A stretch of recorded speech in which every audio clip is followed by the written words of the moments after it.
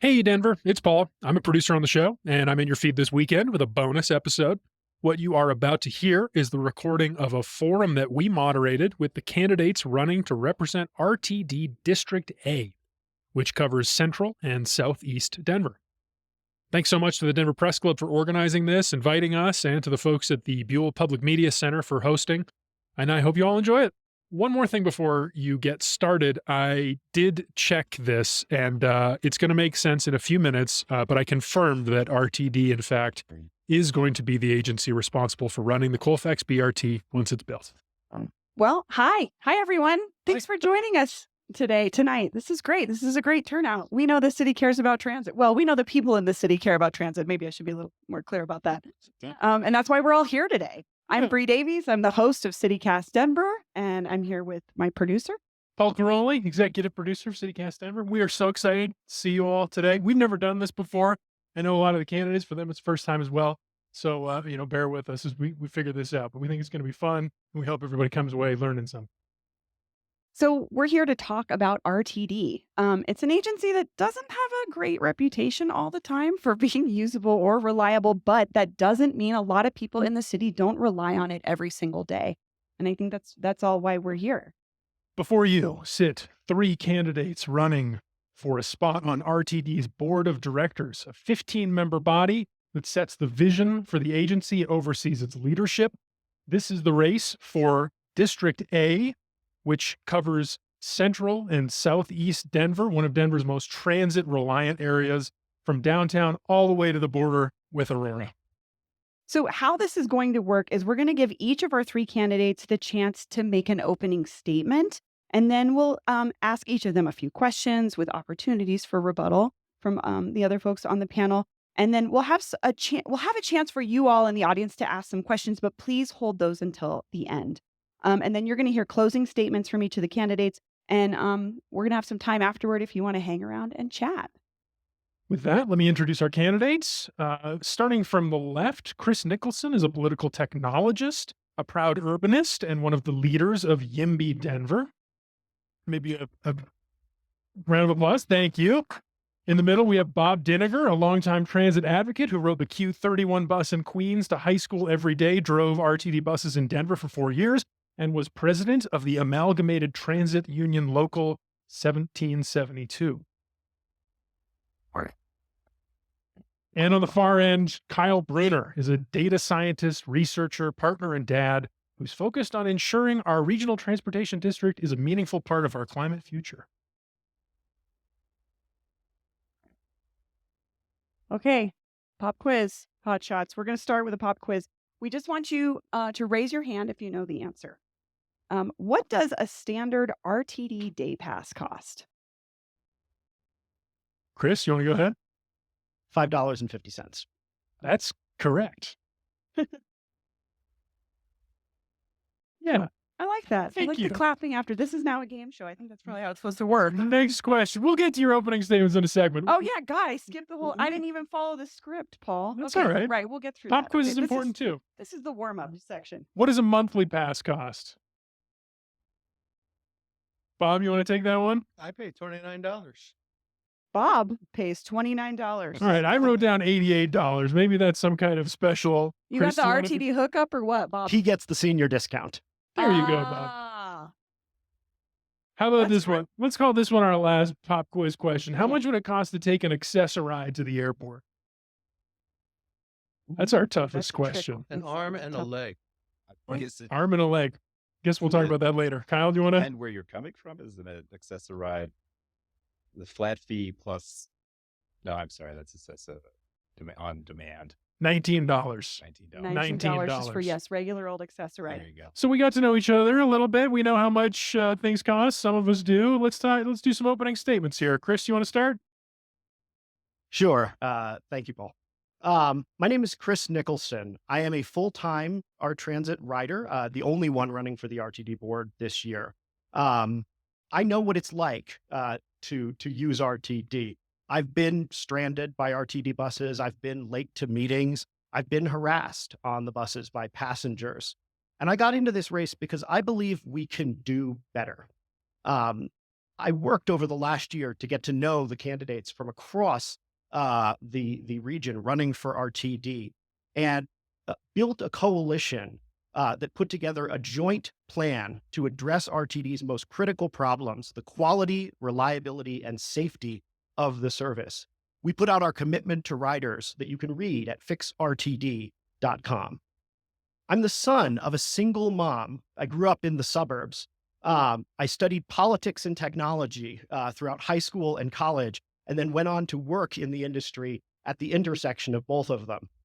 In my spare time, I worked on policy initiatives. Once I'd moved to Colorado, I helped pass an initiative in Boulder that expanded youth turnout in their elections. And here in Denver, was one of the champions of a bill that increased access to PrEP to reduce HIV infections. I'm one of the leaders of YIMBY Denver, and have spent the last decade of my life focused intently on increasing housing production and housing affordability, both here in Colorado and around the country. I think the biggest challenges RTD faces right now is that while 90% of the people in the region are car owners, and almost all of those people pay sales tax to fund RTD, nearly a majority of them never even consider using it.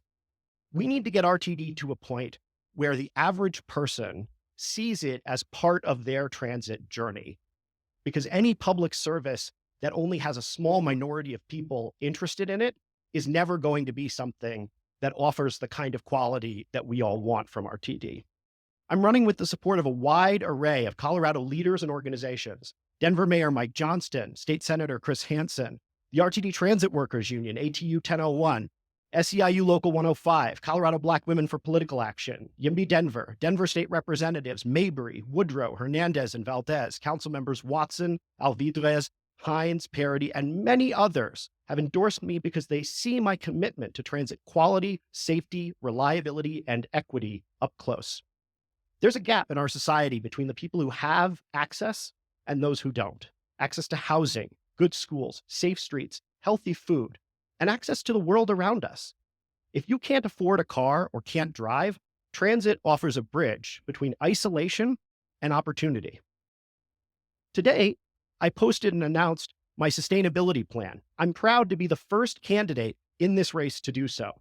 You can read it at chrisforrtd.com/climate. I've vetted the plan with multiple Colorado climate and transportation experts.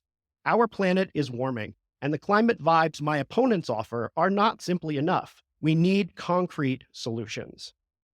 I'm running because I believe in servant leadership. I believe you have to show up and you have to be there for people. My number is 303-335-9728. My email address is chris@chrisforrtd.com. And I'm offering right now, as I've offered throughout the last year, that I want to be someone who's there for you when you have an issue with RTD. I want you to call me. I want you to email me, and I will do everything I can to address it. My name is Chris Nicholson. I'm ready to fix RTD, and I'm asking for your vote.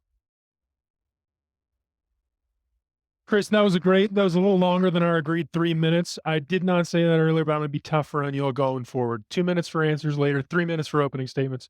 Bob, do you want to go next?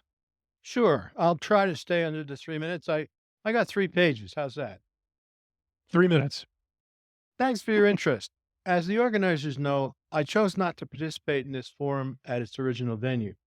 I want to thank Julie Riskin and Jamie Lewis from Colorado Cross Disability Coalition for intervening and making my presence here possible. Disability rights are civil rights. I also want to thank the Denver Press Club for hosting and doing the right thing. Kudos to Bree and Paul with CityCast for their always stellar work. Let me provide a little contrast for you. I'm an alternative to the status quo. I'm Bob Dinegar. I'm willing to be a pain in the ass if the situation calls for it. As a former RTD bus driver, union local president, and transit advocate, I've been doing this work for years. Call it good trouble. I'm the only candidate in District A with direct experience of RTD's operations, security, management, and governance. I am not a professional politician. One glimpse at my campaign's bank balance, and you'll see that.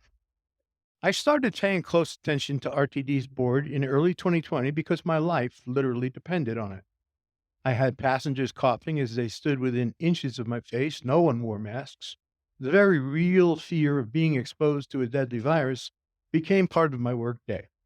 The agency was slow to respond, the board was also, and I got angry. Still am, actually. We never did see any hazard pay. I forged a bond in the fire of the pandemic with two people who shared my sense of urgency, Yvette Trujillo and Chantel Lewis. Yvette remains the first and only woman to serve as president of RTT's ATU Local 1001. Chantel braved dirty politics while running for the RTD board and endured racist treatment, fighting for workers' rights while on it. Chantel continues to inspire as a Denver City Councilor, and Yvette has risen to the number 2 position at ATU International in Washington, D.C. I'm proud that both women are my friends. Speaking of a sense of urgency, that's what I see as missing on RTD and its board. Again, I'm Bob Dinegar. I'm willing to be a pain in the ass if the situation calls for it. The EPA has cited Denver every year for unhealthy air. If that isn't a climate emergency, what is? Air quality health concerns in Globeville, Elyria, Swansea, and other lower-income neighborhoods threaten children's lives every day. RTD's failure to seriously reduce vehicle miles traveled on our streets and highways is a matter of life and death. RTD has to become a viable alternative to driving. When RTD trip times are competitive with drive times, ridership will increase along with our sense of safety, and we'll enjoy great public transit again. I'm Bob Dinegar. You know the rest.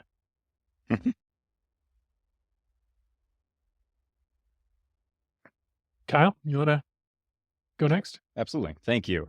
Hi, my name is Karolyi Brunner, and I'm running for RTD to ensure it's a meaningful part of our climate future. Most of my adult life, I've worked for progressive causes, leaders like Bernie Sanders, Governor Polis, the ACLU, the Southern Poverty Law Center, Defenders of Wildlife, labor unions, and the state of Colorado's pandemic vaccine equity access program, to name a few. I feel honored to give back to my community, and I enjoy solving challenging problems. One challenge rises above all others. Combating climate change is critical to ensuring we have a habitable planet with clean air, land, and water. I grew up with transit, environmentalism, and social equity as core values. I come from surgeons for the railroad, nurses, Democratic politicians, and wildlife conservationists, a father in groundwater remediation, and a mother with a background in social work. These values led me to a rewarding professional career of giving back. Right now, I'm a data scientist, building cybersecurity and federal budgeting software using AI to save taxpayers money and keep us safe. Before getting a master's in data science, I was a field organizer, campaign manager, and finally a public opinion researcher, recording and analyzing the needs of communities and improving lives by electing progressive officials and changing policy at every level of government, including improving transit, building transit-oriented communities, and protecting our environment. I've also spent time in the bureaucratic trenches as an employee, contractor, intern, and volunteer in all three branches of government at the state and federal levels. But most importantly, I'm a partner and a husband who loves being a +1 to an amazing leader for the state of Colorado. And finally, I'm a dad who wants to teach his son about what it means to be part of a community. I've worked with several transit agencies and transit-oriented communities, helping them conduct research, build coalitions, and execute strategic plans. Using that experiences and your support for the RTD board, here are the key things I plan to do. To meet our climate goals, we need to focus on improving ridership through rapid, frequent, and reliable service with a comfortable experience. Improving transit services in the Denver metro area by making it a consistent and comfortable choice. We can save people time, money, and improve our health. Once RTD has built back the trust of the community and improved ridership, we need to focus on creating a strategic regional transit and development plan with the lens on ensuring social equity, economic growth, and a better climate future through connected communities. All the while collaborating with advocates, federal, state, and local governments, and the business community. A plan could include finishing existing projects, expanding service, and building the transit system and transit-oriented communities to sustain the growth of our community for decades to come. My name is Kyle. It rhymes with mile. And I am asking for your vote on November 5th for RTD District A. I would be honored if voters gave me the opportunity to take action and ensure RTD takes a leadership role in improving our climate. Thank you. That's great. That's great. Thank you all. Let's get into the good stuff here. So you all may be here because this is a very unique election for RTD's board of directors. Normally, these races are not so interesting and headline grabbing, but this one's unique because these three are competing for a seat on the board. But earlier this year, the debate was whether or not this election should be happening at all. The governor attempted to reform this body in a way that would have eliminated this race entirely. So that's our first question for each of you. You're going to have 2 minutes to respond. This is not why are you the right person for this job, but why does this job need to exist? Kyle, do you want to go first? Absolutely. Thank you so much. So elected versus appointed boards. I have worked with both in the transit space, elected boards and appointed boards, and both can be effective, right? We can have well-vetted, technical, professional appointed boards where people are hired because of their skills and their dedication to making a public service better for the community. We can also have elected boards with competition that increases the quality of individuals with better experience that you're going to get solving challenges for the public. And when it comes to RTD, I believe both could work. This is about really doing what's best for the community and ensuring that we have a transit system that is going to meet the goals of the community, grow with the community, and also ensure that we have a better climate future. And I think that we need to assess and investigate the best path forward for RTD and transit here in our state. Okay, Bob, how about you? Why does the RTD board need to exist? Well, we had something couple 100+ years ago up in Boston called the Tea Party. It was the original Tea Party. And the slogan there, if I remember correctly, I'm not that old. I read it in a history book, was taxation without representation is tyranny. And we're all paying for RTD. So we need to have a voice. I was part of the transit town hall that was held on tax day back in April. I opposed the Transit Reform Act. I do believe that we have an opportunity to be a global leader with RTD. RTD has fallen on some slack times, shall we say. There's a book called Light Rail and Heavy Politics that talks about the history of RTD and how at the outset it had an appointed board. And boy, the corruption was rampant. The board voted to allow the chair of the board to receive an RV from the contractor for the 16th Street Mall. Why does that sound familiar? We've got a wonderful setup here. You can get all the way to anywhere from most streets in Denver, street corners in Denver. The train to the plane. It's a marvelous setup. It's just not efficient. We need to fix it. Thank you, Bob. Chris, how about you? We need an elected board because it allows us to be more dynamic and more representative. Appointed boards often take a longer time to correct for mistakes. We saw that with the original issue that prompted the elected board, which was access for individuals with disabilities, that the appointed board would not take action, and the elected board came in and did.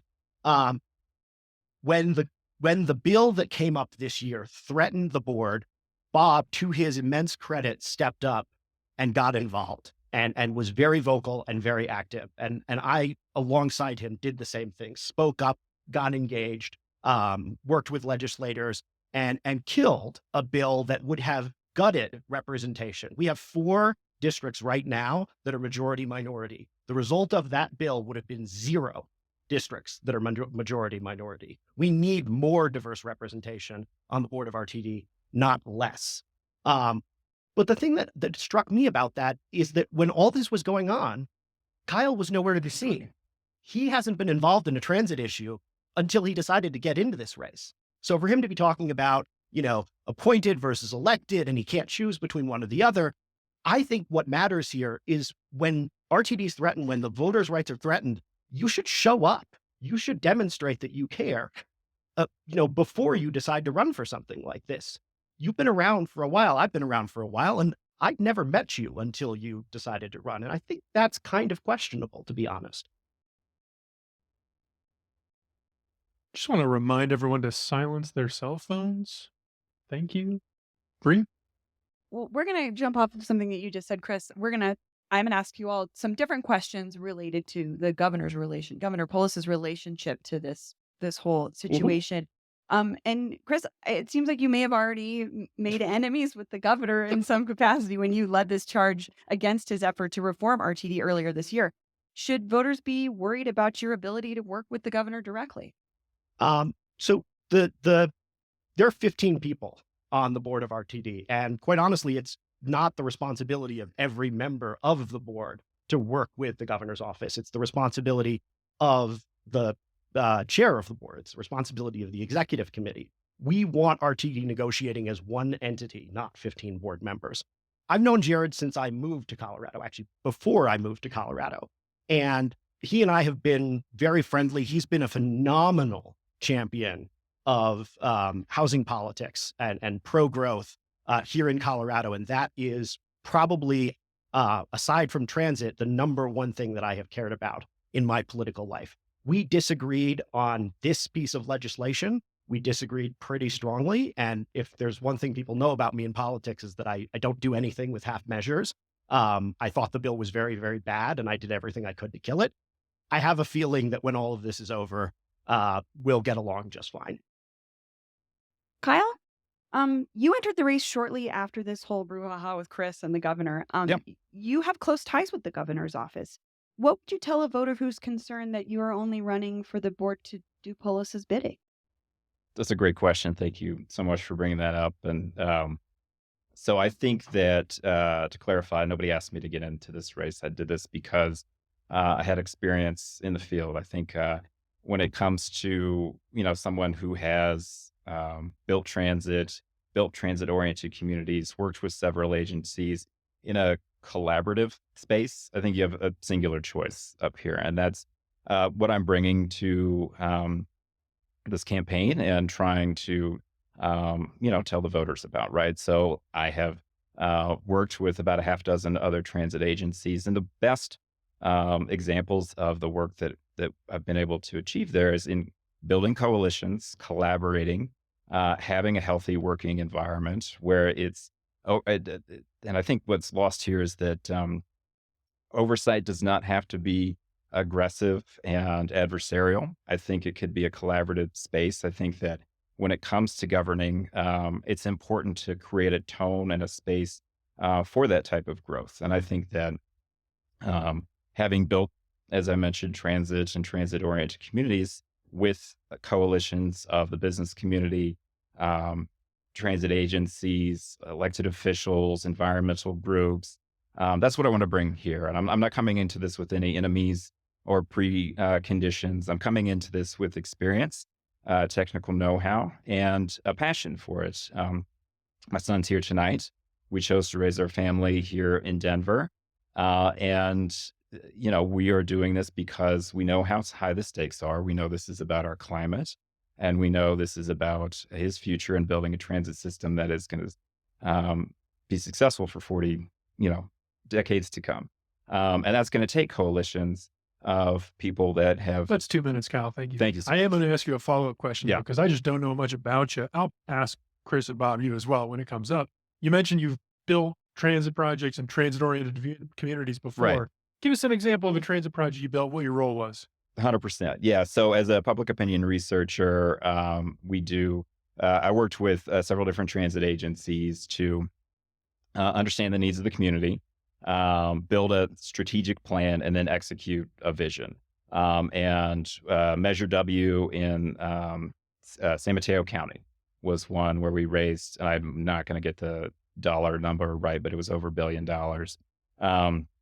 for roads and bus rapid transit and helping Samtrans and BART.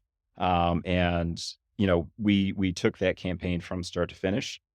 So we were able to understand what are the different components that we're going to need to include in this, how we're going to build a ballot measure, how we're going to build a coalition to execute this. And then we ran a campaign to do that as well.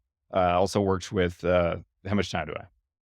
That wasn't time to you. I think Okay. that's plenty, though. I got a sense of it, though. I think we should move on. So there's a couple other examples I'd love to get, but I understand we that should was a move great on. one. We'll talk Thank later. you so much. Bob? So you're a guy from the community. You're someone that's worked directly for RTD, and you're stepping into this political world. Would you be an ally of Governor Polis or a rival? Well, let me straighten a couple things out there. First of all, I did not work directly for RTD. I worked for Transdev. Most people don't know Transdev is a contractor based in Paris, France, owned by a private equity firm that handles roughly 50% of the bus routes in Colorado. When RTD first started contracting out bus services, it was a competitive bid. Transdev, a year or so ago, purchased its largest global competitor. Also, I would take issue with the statement that Chris led the charge with regard to opposition to the Transit Reform Act. I know that he led the scorecard with regard to Colorado Open Records Act requests of legislators, which didn't exactly endear him to the Transportation Committee.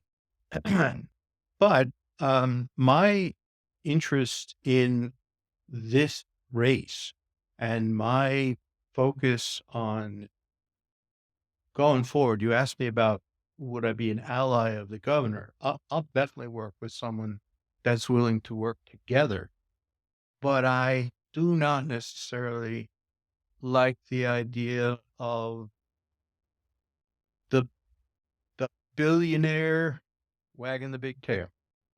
I think it's important for the little guy to have a voice. That's great. We're going to move on to something a little bit different. This is a little curveball for you three. Yeah, Chris, do you want to respond to something? He mentioned me. Can I respond very quickly? Yeah, Yes. yeah, Great. quickly.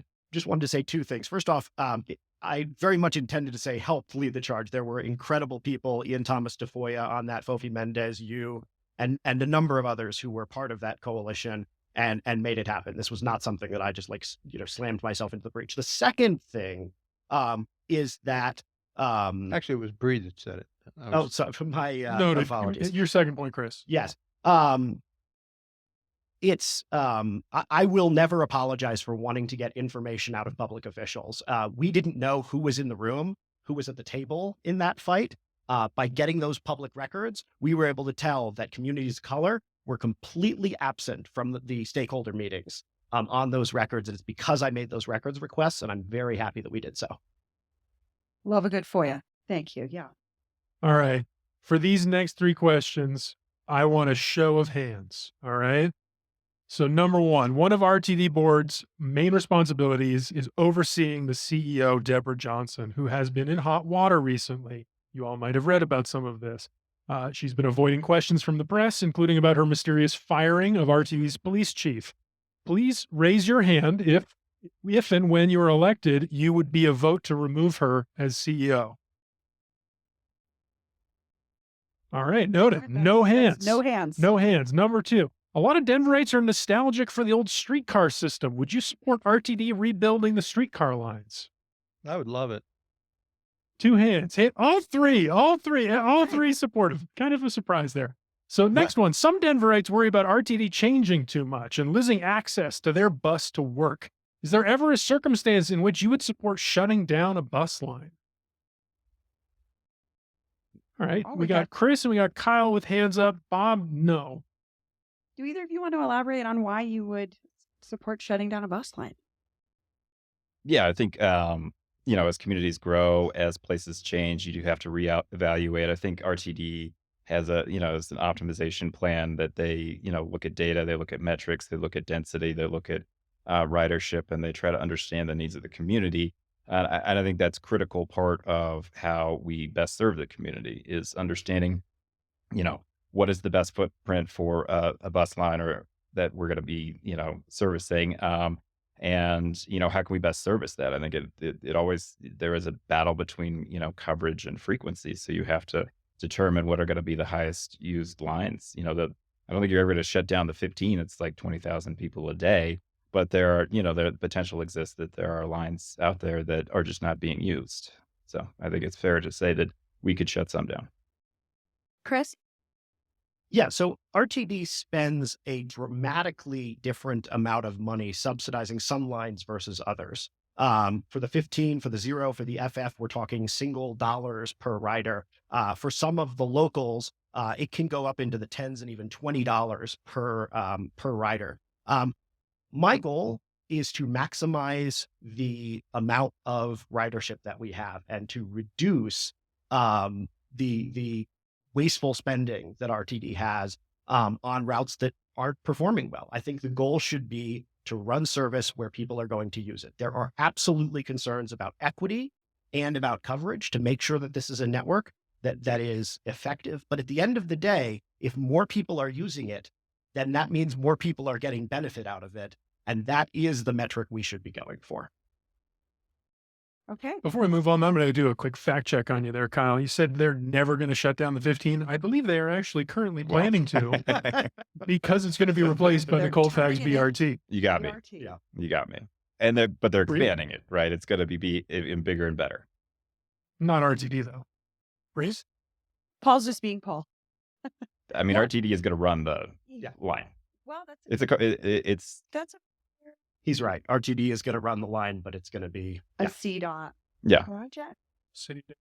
Let's move on. It is all three. Accessibility. It's We'll- all we'll- three. We'll check. We'll get drop into in on the the podcast. Bree, why don't you go on? Yeah. So Bob, excuse sorry, me. yeah, go right ahead, Bob. Thank you. Yeah, I didn't, Didn't raise your hand. right, but I do have a take on Sure. this. I really believe that what needs to happen is these 40 passenger buses that roll around town with 6 or 7 or 8 passengers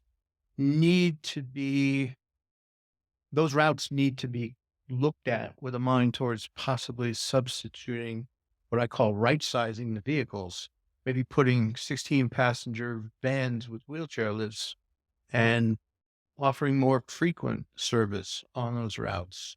Paint the streets with service is what I'd like to see. I want more, not less. Well, I'm glad you brought up accessibility because that goes into our next question. There are concerns from the disability community that the newer rideshare service that RTD has been running will get shut down because it's too expensive. This is the ride on demand, not Access-a-Ride.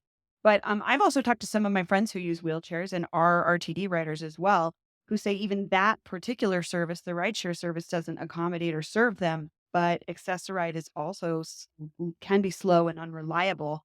The disability community is disproportionately affected by public transit. They rely more on public transit. I'd love to hear from all of you if you have plans or thoughts on increasing accessibility for riders with disabilities. Bob, you want to go? So I love Jamie Lewis's take on this. He's like, we've got a successful program. People are using the hell out of it and they want to shut it down. What's up with that? I think, like I say, more, not less. Okay. Chris? So, I mean, this is a phenomenally complicated issue. There are multiple questions around equity at play because, obviously the Access-a-Ride services that service individuals in wheelchairs, which the Access on Demand services, which are basically subsidized Uber, don't do as well, are significantly expensive, which is why Access on Demand was brought into place. But as it turns out, there are a lot of people who benefit from getting an Uber rather than being, having to take public transit. And so we've seen usage of that service explode. There are also a lot of people who would benefit from it who don't know about it, haven't signed up for it, don't have the ability to, know it exists and any of that. And so, I start to think about, we're spending $1 million a month on access on demand. 70% of the money for that goes to 30% of the individuals using that. When you do the math out, which I did, it comes out to a little over $1,000 a month per high usage rider in subsidy. I want to be able to go to my community, to the people who are elderly, the people who are 70 and 80 and 90 years old, and say, we are using accessibility services in a responsible, fair way that you're going to feel like you're getting a good use of taxpayer money. I also want to be able to go to my friends who are, seriously wheelchair bound, who are blind, and be able to say, you have a successful way to get around. Those aren't easy questions to answer. I like that RTD is doing a peer review right now to get a better sense of how other agencies deal with this. But those are the sensibilities and the questions that I'm asking as we're going through this. Kyle, what about Yeah, you? Increasing absolutely. accessibility.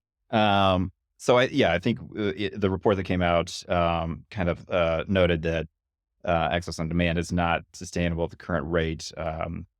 As Chris mentioned, it's expensive, and it's not. There's no base rate involved with that too. So there's definitely some ways, but also you look at excessive ride, and it is unfortunately not the best option for people getting around. I mean, sometimes I've heard stories of people. You can't schedule it day of. You have to do it in advance.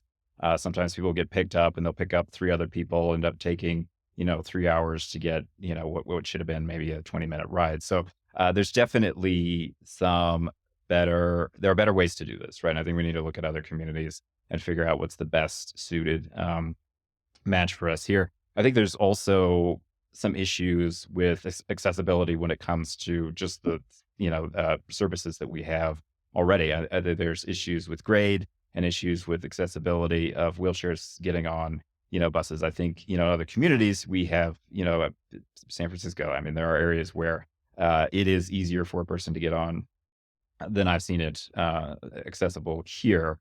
And just, as somebody who drove a stroller around the city for, months at a time, trying to, get around, our sidewalks are rough, our bus stops are not great. And there's a lot of issues with our infrastructure that we need to look at to improve those. It's not all on RTD to figure that out. But I think we have to provide this service. We have to do a better job. I don't think getting rid of the program is the right move. I think we need to figure out how we can look for merging of the programs, how we can look for other sources of funding, and how we can improve accessibility and the independence that we're promised and mandated to do as RTD as well. Yes, Bob. One last point on that. Before we look at cuts to service, especially to this community, I would like to look at the potential cuts to middle management. I think we need to look at the salaries, and we need to understand those things are not exact. RTD doesn't release an org chart. RTD doesn't have a COO right now. It doesn't have a CTO. Hasn't for 15 months. How are we going to measure it? How are we going to manage it if we can't measure it? How'd y'all get here tonight? Chris? Bob and I both live pretty proximate to the studio, so I'm pretty sure he walked, and I certainly did. So. Is that true, Bob? You walk? I walked. Yeah, I'm kind of like the character in Toy Story 2, that crosses the street to go to work, but he drove. I walked. All right, Kyle, how about you? It's kind of a bummer of an answer, but our e-bikes were just stolen, so we had to drive. Our toddler, needs to be in a car seat, so we tend to take him around in that. I'd love to be able to maximize his time, maximize our time, and ensure, have RTD to be the best choice. But the stop closest to us only runs every half an hour. And with bedtimes and nap times and all the things that you have to do in life, it's just not the best choice for us. And I think we've had to make other decisions with that. Case in point, we moved because it was a longer bus ride than a walk for my wife to get to work. So we made decisions based on, RTD falling short for us, unfortunately. Respond to that? Sure. Thank you. one of the things, as someone who's taken 300 RTD trips this year, and thousands over the last 7, we have on a regular basis toddlers on the RTD buses. It's not ideal. We don't have car seats. You don't need them as much as you do in a regular passenger vehicle. But I mean, I used to ride the 83L with a mom who had to take her kids, who were about the same age as her son, 2 boys, to daycare, and who didn't have a car. And so this was the only way at 8 o'clock in the morning every day. I want to make RTD the kind of place where everyone feels comfortable bringing their kids, because there are a lot of people in the city who do not make enough money to own an e-bike. They do not make enough money to own a car. And unless we can make RTD safe enough and comfortable enough that Kyle is willing to bring his toddler on the bus, then we're letting those people down who have no other choice. We ride the bus, my son and I and my wife. It's something we do regularly. It's not the best choice because it's not rapid and frequent enough for us to be able to maximize our time and for him to have fun at this event. So I appreciate the ability to follow up on that, though. Let's take a look at RTD itself and the decisions that the organization has made over the last decade. Is there a specific policy or decision that RTD has made or implemented in the last decade that you would have done differently, and why? Bob? Oh, Bob, you're in the hot seat. yeah. Well, so I seem to remember the year 2020. Maybe it was March. Something called COVID. There were a lot of decisions made at that point. Got so many decisions that RTD makes that are placing the frontline personnel in the position of being the hall monitor, the classroom cop, the bartender, the psychologist. I could go on. There's a unfortunately, management has an attitude towards the people that are providing the services that if something goes wrong, it's like the opposite of the customer is always right. The employee is always wrong. Chris, what about you? Is there something that RTD has done in the last decade that you would do differently?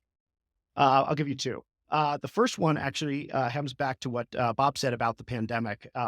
When RTD saw a massive drop in ridership, it let go of a substantial number of its operators, despite having the unions, ATU 1001 and others, want to work with them to make sure they could retain those I don't recall operators, that. while funding was being worked out. At the last minute, not the last minute, but then money came through, unsurprisingly, from the federal government. And then RTD had to start bringing back all of the people. And so that choice right then to overreact and not retain its people is one of the reasons why we have the operator shortage we do today. I learned about this from talking with the leaders of ATU 1001, with whom I formed a pretty close relationship about what the process was like back then. And I apologize, Lance, if I got any of that wrong. The second thing I'll say is RTD purchased new fare payment technology 2 years ago now with tap to pay. If you go to an RTD stop, you can tap your RTD debit card. You can scan a barcode. You cannot, however, tap your credit card. You can do that in Las Vegas, which uses the exact same platform, because Las Vegas pursued credit card tap at the same time they rolled out their hardware. We chose not to. And I have been advocating and pushing and trying to do everything I can to get RTD to move on implementing credit card tap to pay as soon as humanly possible. And it's something I'm going to pursue really hard on the board, and it should have been done 2 years ago. Kyle? Yeah, no, I think for me, the biggest focus is kind of the lack of perspective on the climate and the choices that they've made that have impacted that. And I think there's a couple of different areas that we can look at there. And I think the federal government tried to get electrification going for RTD, and it kind of fell apart. And I think that was something that that decision and that inability to pursue that was a big issue for me. And I think the second thing is to echo. I think the pandemic provided opportunities for great failures, unfortunately, because we, you've cut service, let go operators, and then when commuters were coming back, there was no service, and it's still not back. And so people are making decisions for themselves based on the unreliability, slow and infrequent service that is now the standard. And they're making decisions for the climate that are impacting our health and our air here in the city. And so I'd like to see a bigger focus on, improving ridership through, fixing, making it more reliable, frequent, and rapid. And that's, hopefully that we're going to see that through BRT, but that wasn't RTD pushing the needle on that. That was the city and the state. And we have great partners now in the state and many of the communities out there who are looking for a partner in RTD. And I think that we have a huge opportunity right now to right some of those wrongs and mistakes that we've made. And that's why I'm running. Yeah.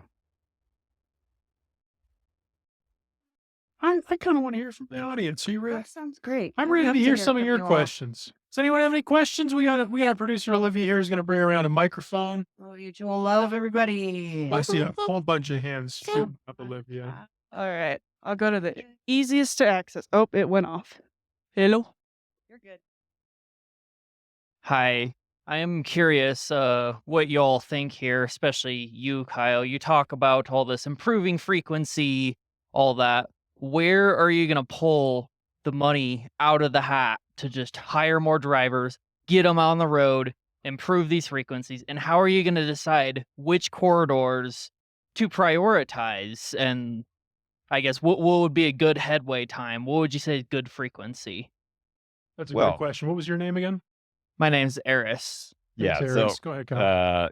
couple of questions. So funding, and sorry, it was headway I mean, and prioritization. Yeah, got it. Thank you. Okay, let's start with funding.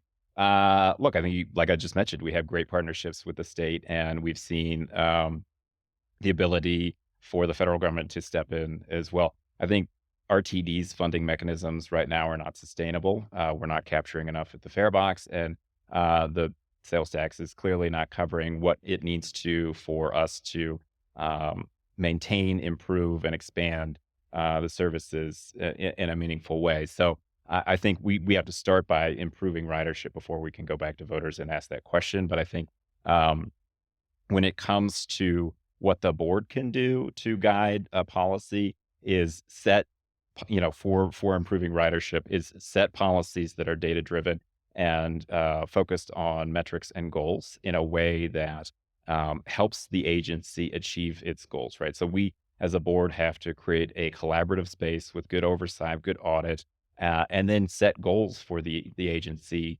that allow them to achieve those goals, not micromanage them, but like create a good space for them to be able to execute. And so I think that comes back to prioritization too, right? Like we have to set those metrics in a meaningful way.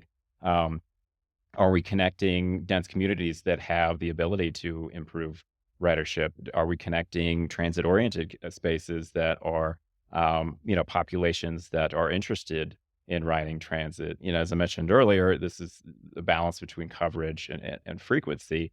And I think we're going to have to make some hard decisions when it comes to like the, encouraging better metrics and a system optimization plan in order to meet those goals.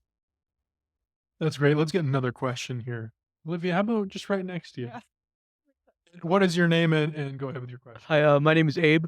And I was just question I had was so taking the bus, it seems the bus ends pretty early at night, I think, especially on the weekends. And a lot of times I'm downtown and might have to Uber back or try to figure out a way back because the buses stopped running. And I'm just wondering, is that something you all try to make a priority to increase and try to get more frequency out there? Because I think a lot of people might take the bus back. I mean, even if it is like late at night, just to get back to where they need to get to. So I'm just hoping that's something you guys will focus on if you do get elected. I'll grab this I'm one. not sure I You heard a wanna- question there, but Sure. buses late at night. Yeah, late at night, sure. Chris. So, I mean, I've been stranded by the 15 coming home from tracks not tracks, Charlie's at like 1:45 in the morning. I actually left early to try and catch the bus home, and it just didn't show up. And that was basically the end of the runs for the night. You would think that on one of the more busy streets where bars let out at 2 a.m., that RTD would run buses at 2:15, 2:20, 2:30, something like that. They don't. And for I'm willing to bet that if there was a run around that time, it would be pretty popular. So I completely agree with you. I think building up trust so that people know I'm going to go out to the bars. I can take the 15 home.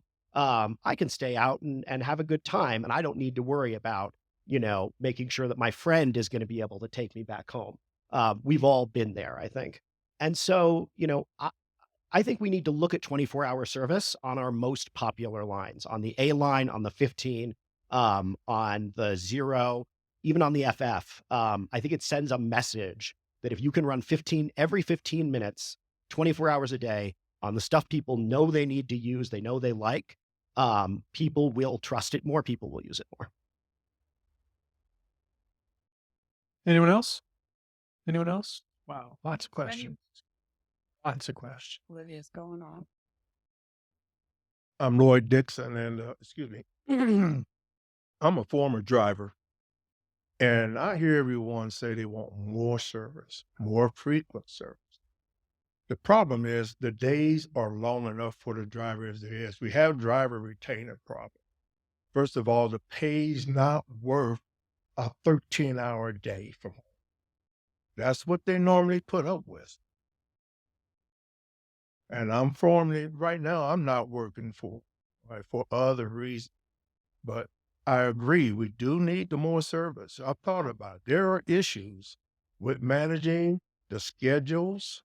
I know it's supposed to be a question. Yeah, all I right? would like you to get to the question. Well, I was supposed to be a question. Okay, my question is, what do you suggest? I've heard all of this stuff about management and corporations, but when it comes to right down to it, the driver retainability and sustainability.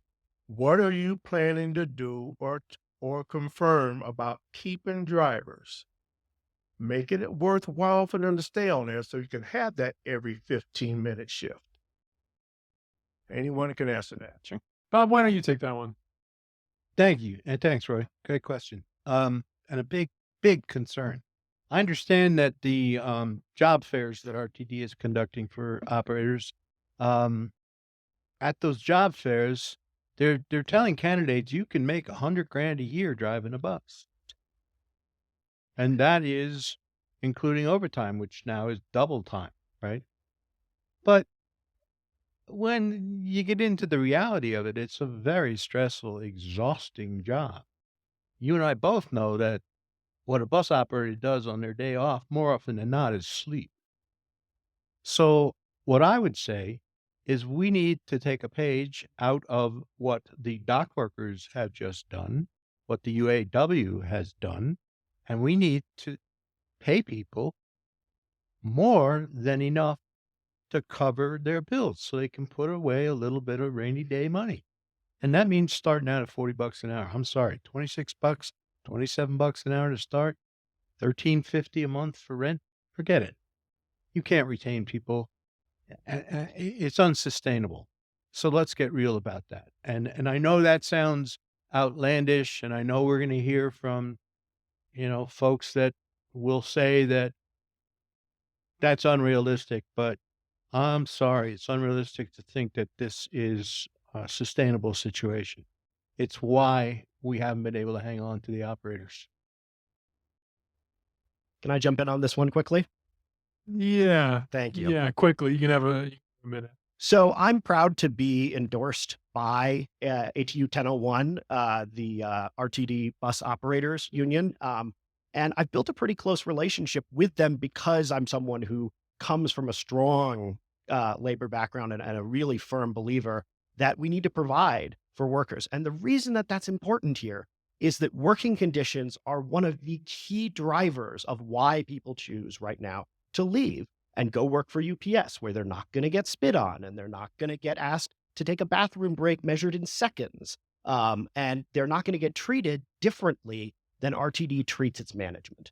And so, I've said repeatedly on the campaign trail that where I want to get to is that someone making the same amount of money in management and making the same amount of money as an operator feels like they get the same working conditions. And right now, that is not remotely the case. Operators and mechanics are not treated as well as the folks who work in management. So what do you think the starting pay should be? That's a phenomenally complicated question. I think we need to work hard with the unions to ensure that we're offering competitive pay package. Would you put a number on it, Chris? There are, Bob, you said 40, right? That's yeah, right. Chris? because of the complexities around Chris? overtime pay. Hmm? No, I mean, more than Kyle, we you have want to now. put a number on it? Yeah. What starting pay would you say for drivers? Prevailing wage. I mean, it's important for labor to working people to feel like they've earned a good salary. I'll jump on $40 an hour. I think look, if we can make a sustainable improving ridership program out of that, that's fantastic, right? If we can turn $40 an hour into better service for the public, and we can capture more fares, we can encourage better funding streams down the line to be able to support that, then of course I'm going to jump on board, because I believe in labor, and I believe that we should support the request. And if that's the request of the union, then I'm happy to jump onto that. Okay, that's great. Let's go to But another. also- Let's go to another. We got a lot of questions up I know. here. Okay. We got a lot of good All right. questions coming here. Thank you. My name is Sarah. I grew up taking the 44 and the 121 out of Montbello. And I work here, and I could easily take the H line, just a quick walk over, and then take it all the way over to 9 Mile, which is where I live. And it would be really, really convenient, except the zones are so confusing. So when I go to pay, I have to figure out how much to pay. And then I don't feel safe. I've taken it a couple of times. So, Kyle, what would you do to make it so a single young woman, or anybody here for that matter, can be on the trains and on the buses in the city and not have to be exposed to drugs and folks with mental health issues and the thought of being robbed? Because it's for my own safety, I'm going to get in my car and drive down. Yeah, absolutely. Thanks for the question. I'm sorry that you don't feel safe in transit. That's not a great place to be. I think, for context, I worked with the ACLU on use of force and de-escalation policies, and I've also worked with law enforcement departments on de-escalation as well. So I've helped write these plans for agencies before, and I've also worked with transit agencies when it comes to keeping kids out of the education to jail pipeline. But that, out of context here, I think, and to approach your first question or statement about being confused, I think the first level of intervention that we can use here is the ambassadors program, which RTD has a pilot program now, and it's kind of like a customer service and safety program that would come in and help people understand the routes and provide a presence that's going to encourage safety as well. Second tier in that, I think, Denver STAR programs are a fantastic way to have a civilian emergency intervention in nonviolent situations. I'd love to see something like that with RTD. And then, finally, we need to work with law enforcement to de-escalate any violent situation as well. So, and in my experience in writing these plans for agencies in the past, it's like you have to have a tiered approach. You have to be focused on public safety and customer service, not just law enforcement and busting people off of trains. All right, let's get another question.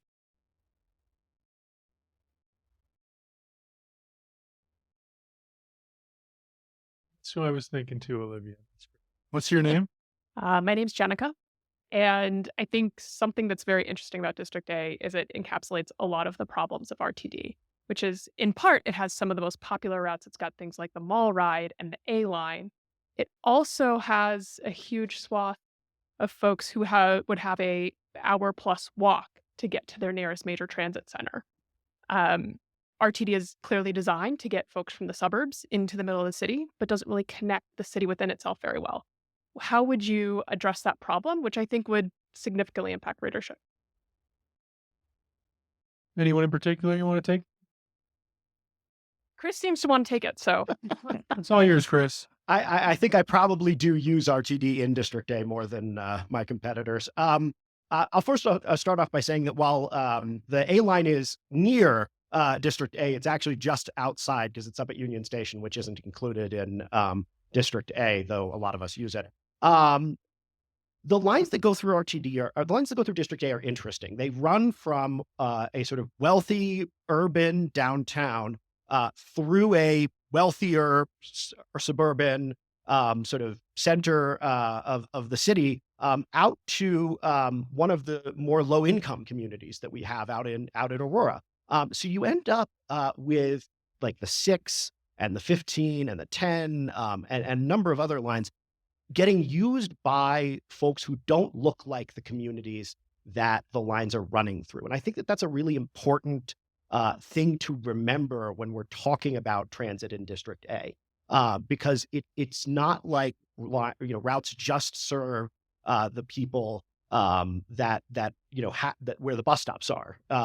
They're often, like you said, trying to get to work from places that are farther away. I think that we need to look at additional transfers so that it's easier to get up and down to other parts of the district. The 40 is good on Colorado. The BRT there will be extremely helpful in facilitating that, but there's not the greatest north-south service through District A. And then improving the frequency on the most widely used routes that go east-west down there. There are some routes, I cannot remember the number off the top of my head, but we did an analysis that looked at like what ridership is compared to frequency.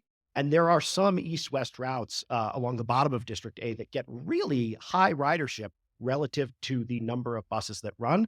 I think we need to start having a conversation about making sure that the routes that people want down there are getting the service that they deserve. Can I jump in there? Yeah, Kyle, you want to respond? Yeah. And so as I mentioned earlier, we moved because we were having the same problem that we're talking about, right? It took us longer to ride the bus than to walk to work. And I think, when we think about the perspective of the board and how they would guide this, I think we need to look at how we work with communities and how, and take the model of BRT on Colfax and Federal and Colorado and establish a prioritization of transit, right? Like I think the line right by my house, the 10 is a great example of this. The 10 runs into a stop sign like every 3 seconds. But you go up 2 blocks and you have, 13th Avenue and it's a straight shot. It would run so much faster on that road, but we prioritize vehicles over cars cars over transit in so many different spaces. So we have to look at more dedicated space, more prioritization if we're going to, make transit first and make it the best choice. All right, I think we got time for one more question. Bree? I'd love to hear the woman who uses a wheelchair. You could. Well, I have 2. One's a hands up or down. How many of you are working on 7A actively supporting it? What's 7A? I don't know. 7A, Maybe tell some of us. the people in the audience don't either. 7A is the ballot initiative without raising taxes to let RTD continue to keep the revenue that they're getting from sales taxes, which would be impossible to refund, by the way, anyway. But if it doesn't pass, then RTD is going to lose more money and have to make further service cuts. So, Okay. So vote and yes how on many 7A. hands? How many hands Yeah. did we see for that? Yeah. All 3 hands. Great. All 3 hands. And what was your other question? My other question is, what would you do to bring more community voices to the table, both those of us that that use transit and don't have the option to take a car or move or whatever, as well as those who have choices, who we do need to get on those buses? How would you bring more of the diverse voices into the management of RTD? Can I jump in on that quickly? Are you okay with that if Chris takes that one first? Yeah. Awesome. Show up. I've been running for a year now, and I've attended a couple hundred events in that time. I go to literally everything. I was at the Colorado Black Women for Political Action luncheon, where I was honored with their endorsement, but I've been going to that and their events for years. I go to the Democratic political events across the district. I go to the launch for 7A. Bob and I were there. Kyle wasn't. I think that, you have a responsibility to talk to people, to meet with people, to be in the spaces where change is being made. And if you're just going to get in and decide, oh, I'll go to the meetings, or in Kyle's case, not even go to the meetings, I think that, people should ask a question about whether or not you really care about community, or whether or not you're just running because you think it's interesting. I believe in showing up. I believe in giving my card out, sitting down with whoever wants to sit down with me, and I'll keep doing that if I'm elected. Can I make a comment? Sure. Chris, I have to say you are the first and only full-time transit rider I've ever met in my life. What is the pay for that position? And how do you afford it? I'm not sure what he means by that. I don't have a car. I haven't for 7 years. That was I a choice, use transit, though, right? to get around. You're not transit dependent. I get anxious, significantly so, when I drive. It is uncomfortable, deeply uncomfortable for me to be behind the wheel. And so after having put up with that for more than 10 years in California, it was a hard choice. I said, I'm going to try to make do with this for 6 months when I first moved to Colorado, and then 6 more months, and then 6 more months. And I managed to do it. So, no, I would love to have the same comfort that most people do. Did you ever when think they about getting a ride. chauffeur? Let him I'm finish, not Bob. wealthy, Bob. I certainly can't afford a chauffeur. Kyle, did you want to? Chris said you've never been to any Yeah, I meetings. was So you've like- been to any meetings? He was, yeah. I'd love to just respond to the question if that's okay. Too. That's Sure. great. I'm not gonna give the personal attacks the time of day. I think what we can learn to respond to the question and talk about what we would do to include community voices and encourage coalitions, I think was where we were starting with that. So in my perspective, as somebody who was has been a community organizer for 20 years and ran campaigns and also was in public opinion research, where it was literally my job to listen to hundreds of thousands of voices and understand their needs and make policies better for them.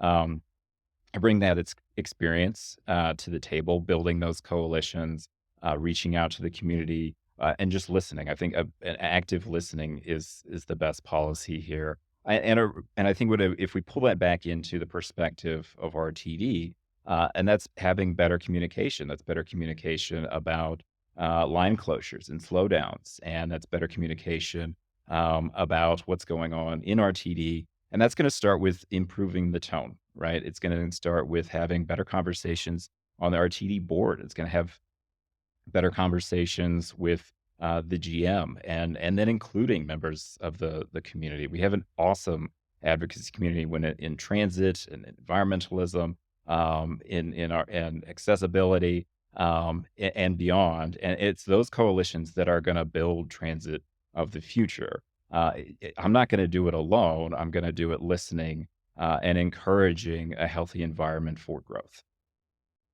All right, we're going to finish up here. Each of you will be able to make a closing statement. We're going to do the too long didn't read version. Try to keep it under a minute. Bob, do you want to start with your closing statement? Wait a second. I'm sorry. This is our closing statement. That was 3 minutes, or this is different?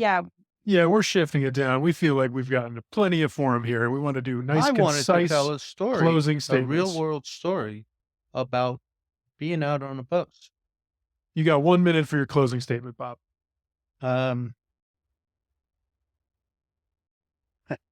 Okay. I can't tell the story. I'll say this. My name is Bob Dinegar. I have no qualms about being a pain in the ass when the situation calls for it. And this may be one of those situations. There's a lot of opportunities for kindness operating an RTD bus. You see a lot of kindness being demonstrated, and you see some cruelty. I think we need a vision for what we want. We need a political will. I understand that Toronto, in the most densely populated section of Toronto, is 400,000 people. 78% of the population are using active transportation, be it rolling or strolling or public transit. We need that vision writ large across the district, but most especially in District A, which is Denver and Glendale. Just a wonderful opportunity to be a global leader for active transportation, public transportation, and healthy living. Thank you, Bob. Chris, how about you? So I take support for organized labor as an article of faith. And when we addressed the question earlier about compensation, for me, a CBA, a collective bargaining agreement, where the head of ATU can look at me and say, you did right by us. That's the kind of compensation structure that I want RTD to provide and that I want the board to approve. I'm running as the only person who actually relies on transit for the board. And there's only one other person on the board who is like me, Michael Guzman. We need more people on the RTD board who know what it's like to be an RTD rider. I've been able to bring together people from across the political spectrum and across the area to agree on a joint plan to fix the key issues inside of RTD's existing budget.